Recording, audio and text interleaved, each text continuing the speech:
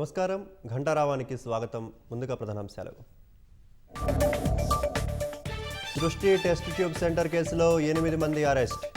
Surrogacy పేరుతో శిశు విక్రయాలు చేస్తున్నట్లు పోలీసులు నిర్ధారణ. తగినంత యూరియా సరఫరా చేయాలని మంత్రి తుమ్మల డిమాండ్. కేంద్రాన్ని నిందించేందుకే కొరత సృష్టిస్తున్నారన్న రామచంద్రరావు.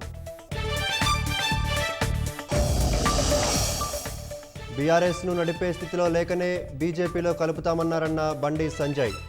ఏ పార్టీలోనూ విలీనమయ్యే ప్రసక్తే లేదన్న కేటీఆర్. ఉత్తరాఖండ్ హరిద్వార్లో మనసాదేవి ఆలయం వద్ద అపశృతి. విద్యుత్ షాక్ జరిగిందనే పుకార్లతో తొక్కిసలాట, 6 మృతి.